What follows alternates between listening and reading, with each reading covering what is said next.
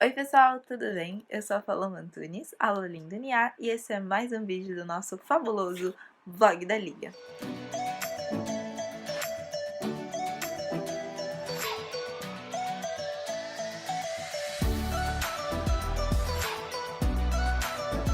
Eu vou apresentar para vocês o livro O Rei de Amarelo, do autor Robert Chambers, que foi publicado no ano de 1895.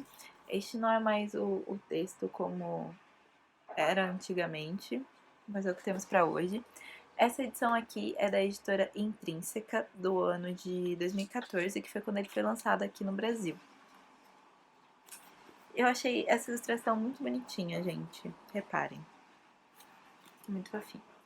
Bem, eu recomendo muito a leitura, principalmente para você que gosta de terror e que gosta de ler autores como Edgar Allan Poe, Stephen King e Lovecraft. Você vai muito gostar de O Rei de Amarelo, acredito eu. Aliás, talvez seja muito do seu interesse saber que o Robert Chambers, para escrever O Rei de Amarelo, teve como influência nomes como Edgar Allan Poe, Oscar Wilde, entre outros, e principalmente o jornalista Bierce, eu acho que é assim que se pronuncia o sobrenome dele, de quem ele tomou emprestado a maioria dos nomes que aparecem aqui no Rei de Amarelo em vários empregos diferentes, às vezes como nome de personagens, às vezes como nome de lugares e por assim vai. E também, para completar esse quadro de curiosidades aqui sobre o Rei de Amarelo rapidamente, seja do seu interesse saber que autores como os autores que eu já citei, o Stephen King e o Lovecraft, se inspiraram no Rei de Amarelo para escrever alguns de seus contos mais clássicos, assim. E a mitologia Lovecraftiana tem muita influência da mitologia amarela que é apresentada aqui neste livro. Se você ficou curioso, é só continuar na resenha aqui com a gente.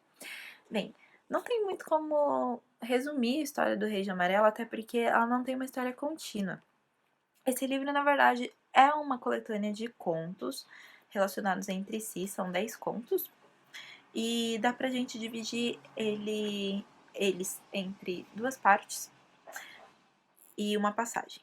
Na primeira metade dos contos, a gente tem os 4 primeiros contos tratando de. Na verdade, não tratando, mas apresentando e se relacionando com uma peça de teatro que leva o mesmo nome do livro. Existe nestes contos, no universo destes contos, uma peça de teatro chamada O Rei de Amarelo. E ela é meio que uma peça demonizada, assim. Rola uma lenda ao redor dela que diz que. Uma superstição, assim. Que diz que se você tocar, olhar para o livro com o roteiro dessa peça, ou se atrever a ler o enredo, você vai ser meio que amaldiçoado por uma loucura, assim. As pessoas acreditam que quem se deparar com o Rei de Amarelo vai ser acometido por uma loucura que pode causar obsessão, paixões doentias e até mesmo a morte. Tem um temor assim de danos tanto físicos quanto psicológicos e eles são apresentados de maneiras bastante diferentes nestes primeiros 4 continhos. O conto que abre O Rei de Amarelo é O Reparador de Reputações, e eu achei ele muito interessante porque foi o meu primeiro contato com literatura decadente, porque o gênero do livro, assim, O Rei de Amarelo versa sobre, como eu disse no começo, terror e literatura decadente, então foi meu primeiro contato com esse tipo de literatura. E este conto se passa numa Nova York utópica. Aliás, já vou aproveitar este gancho para falar que este livro ele é considerado ficção científica para aquela época, para a época em que ele foi lançado. E é muito doido pensar isso, porque ele não tem nenhum dos elementos que hoje em dia cabem nos parâmetros que a gente usa para classificar uma obra como sendo ou não ficção científica. É muito engraçado ver como os gêneros evoluíram através dos anos, assim, né? Voltando então para o Reparador de Reputações, ele se passa nessa Nova York utópica e ele, assim como os outros contos dessa primeira metade, ele é narrado em primeira pessoa por um jovem nobre que tem como amigo o velho louco da vizinhança, assim, que é o reparador de reputações da história. Os dois, eles acreditam muito, muito, muito na história do Rei de Amarelo. E na verdade eu não posso dar mais spoilers do que isso. Na verdade, se eu falar mais, aí que eu vou dar spoilers. E as pessoas ao redor deste jovem, as pessoas que conhecem este jovem nobre, acreditam que ele ficou louco depois que ele bateu a cabeça quando ele caiu do cavalo, uns anos atrás. E ele diz o tempo todo que ele não ficou louco e ele fica muito, muito, muito irritado quando as pessoas sugerem isso perto dele. Essa loucura perto dele. E você é muito levado a acreditar nas convicções dele, no que ele diz, até porque ele está narrando, é ele que está narrando, então você está dentro dos pensamentos dele. Mas aí acontece não é nem uma reviravolta, assim, mas acontece um abrir de cortinas que te faz pensar, meu Deus. E eu achei incrível, assim. E foi o gatilho para continuar a leitura. Eu não sabia se eu ia gostar realmente do Rei de Amarelo, mas eu gostei bastante. Muito, muito, muito. O segundo conto é sobre um quarteto de amigos, jovens pintores, e um deles descobre uma solução química que consegue transformar seres animados e inanimados em mármore. E aí acontece uma tragédia envolvendo essa solução logo depois que um dos amigos deste quarteto se depara com o livro Rei de Amarelo. E aí, daí pra frente, depois que ele encontra o livro, é só desgraça mesmo. Esse segundo conto é A Máscara. O terceiro conto é No Pátio do Dragão, se eu não me engano. Deixa eu abrir aqui isso, No Pátio do Dragão. No Pátio do Dragão conta a história de outro jovem burguês que começa a ser perseguido pelo organista da igreja que ele frequenta, logo depois de ele ter lido o Rei de Amarelo. O quarto conto é o Emblema Amarelo. Depois que eu dei uma pesquisada no livro, eu vi que o Emblema Amarelo é tido como o melhor conto desse livro. E eu não consegui entender muito porquê, mas se as pessoas que entendem disseram, então é porque é verdade, né, gente?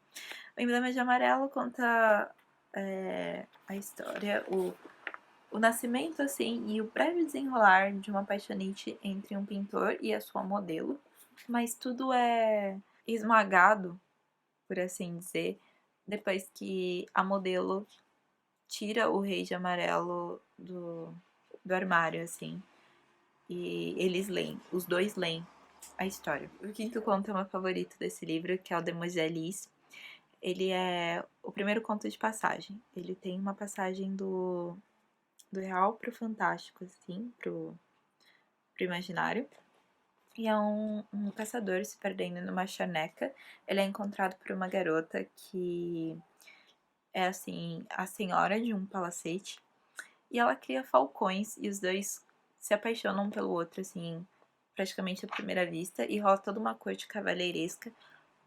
Mas acontece uma pequena desgraça, assim. Ai, gente, os contos são bem curtinhos, então parece que eu tô falando um pouco, mas é porque se eu falar mais, eu vou dar spoiler. E aí a gente tem o sexto conto, que na verdade não é um conto. O Paraíso do Profeta é uma coletânea de prosas poéticas. E aí os 4 últimos contos são o que os comentaristas chamam de o Quarteto das Ruas, porque todos eles levam rua no nome. Esses contos, eles saem do universo fantástico criado pelo Chambers, e eles têm uma levada mais realista, assim. Eles se passam todos em Paris, e aí uma coisa legal de se comentar é que a maioria dos contos do Rei de Amarelo contam com a presença de jovens burgueses boêmios que são estudantes de arte em Paris. E por quê? O Robert Chambers, ele foi um estudante de artes em Paris.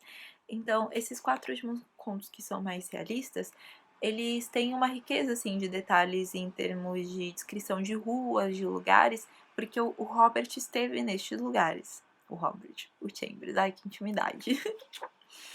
E eu gostei bastante deles também. eles são a Rua dos Quatro Ventos, a Rua da Primeira Bomba, a Rua de Nossa Senhora dos Campos e Rue Barry. Basicamente, o resumo de todos eles são o mesmo, assim, eles tratam mais de amor do que os outros contos, e paixões, assim, que mostram um amor pueril versus o amor deturpado, assim, ou o conflito entre o amor pueril e a moral. Nas duas primeiras ruas é isso, o amor pueril versus a moral, para que ele aconteça e para que ele se concretize e para que ele continue existindo. E aí os dois últimos contos mostram jovens de coração puro e jovens já estragados, já tocados pela decadência, pela mitologia amarela, assim, competindo, esses dois tipos de jovem competindo pelo amor de uma moça decadente também. E aproveitando esse ganchinho, é importante falar pra vocês que o Rei de Amarelo é o Rei de Amarelo, porque na época em que ele foi escrito, amarelo era a cor do mal, assim, a cor de tudo que não prestava era amarelo. E foi nessa época que começou, não por causa deste livro, mas nessa época já tinha começado a mitologia amarela, assim. Várias obras literárias tendo o detalhe de alguma coisa ser amarela. E uma coisinha sobre esse Quarteto das Ruas é que em algumas versões do Rei de Amarelo eles não aparecem. Eles são substituídos por outros contos do Robert, de outras coletâneas, e eu não achei o motivo do porquê, mas essa versão aqui, essa edição brasileira, ela tá completinha, ela tem todos os contos do Rei de Amarelo. Nenhum a mais, nenhum a menos. Voltando lá na primeira metade sobre os contos que tem ali em comum a peça O Rei de Amarelo. Eles são todos narrados em primeira pessoa, como eu já disse, eu acho que eu já disse. Eles são todos narrados em primeira pessoa. E uma coisa que eu achei incrível é que o Chambers consegue adequar a narração dele a cada personagem. Então, não tem nenhum outro personagem falando as características daquele que tá narrando, mas você consegue conhecer os narradores pelo modo como eles contam a história. Você consegue ver a personalidade deles muito bem, você consegue conhecer eles muito bem, só pelo modo como eles narram, como eles tratam, como eles lidam com os acontecimentos que estão se desenrolando, como eles tratam as outras pessoas, como eles se descrevem. Você consegue extrair dali informações preciosíssimas, e eu achei simplesmente incrível que ele tenha conseguido adequar a narrativa dele como se ele realmente fosse pessoas diferentes, assim. Cada conto, então, tem uma narrativa com uma personalidade completamente diferente. Eu achei isso muito, muito, muito fantástico. E aí você comparar isso com os contos que são narrados em terceira pessoa também é muito curioso, assim. Porque mesmo os outros contos tendo sido narrados em terceira pessoa, eles conseguem refletir um pouquinho da personalidade do personagem principal que eles estão acompanhando, assim. E o tom de narrativa também muda um pouquinho de um pro outro. É muito legal. Outra coisa super legal sobre o Rei de Amarelo é que os contos, eles não são uma sequência.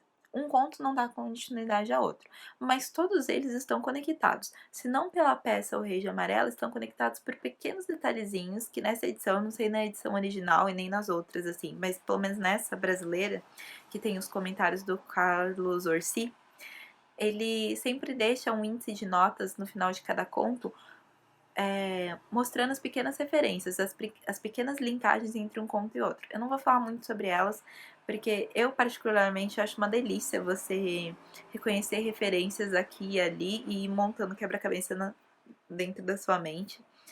Então, foi divertido pra mim, foi, nossa, uma delícia encontrar uma e outra ali e ir alinhavando elas. Então, vou deixá-las no ar para que vocês descubram quando forem ler. Fora essas pequenas linkagens entre um conto e outro, tem muitas referências a coisas da época, assim, por exemplo, a Rua da Primeira Bomba, que é um dos contos também que eu mais gostei aqui no livro, ela tá na metade realista dos contos. ela faz referências à guerra entre a França e a Prússia. E que não é uma guerra assim que a gente aqui no Brasil estuda muito, acredito. Eu pelo menos não tive muitas. Não vi muito ela durante a minha vida acadêmica no colégio, né?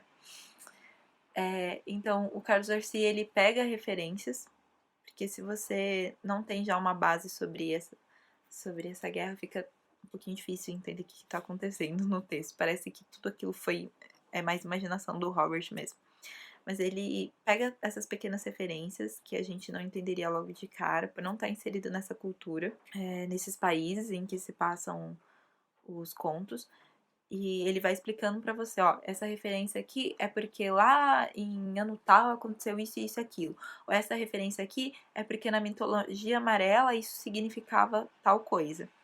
Então, eu achei muito, muito, muito enriquecedor as notas dele, eu amei demais, porque dá pra você absorver melhor o conteúdo que é apresentado nos contos. Bem, gente, essa foi a nossa resenha, então, sobre o Rei de Amarelo. Eu vim de amarelo em homenagem a ele, tan, tan, tan, tan, uma moça muito decadente. Risos, risos. Eu vou deixar aqui na descrição do vídeo um link para vocês verem um post na nossa página da Liga dos Betas no Facebook sobre a intertextualidade do Rei de Amarelo em relação aos contos que o influenciaram e aos contos que ele influenciou. E eu acho que é muito interessante e que vai dar mais uma curiosidade aí para vocês lerem este livro fantástico de trocadilho. E aqui na descrição também tem um link para você mandar sua fanfic para ser resenhada aqui pela nossa equipe da Liga dos Betas. E também tem as nossas outras plataformas aí pela internet. Tem o nosso podcast, o BetaCast, o nosso blog que está recheado de dicas para você escrever a sua história, dicas de português. Então não deixe de dar uma conferida nos nossos outros conteúdos aí. Beijo de luz. Me conte aqui se você já teve sua experiência com o Rei de Amarelo aqui nos comentários pra gente conversar. Eu espero de verdade que vocês deem uma chance, porque é um livro muito, muito bom, muito incrível. E que, como eu disse lá no começo, se você gosta de Edgar Allan Poe, Stephen King e Lovecraft, você vai amar o Rei de Amarelo. Eu amei demais, nem é um dos meus gêneros favoritos. Então, beijo de luz e tchau, tchau!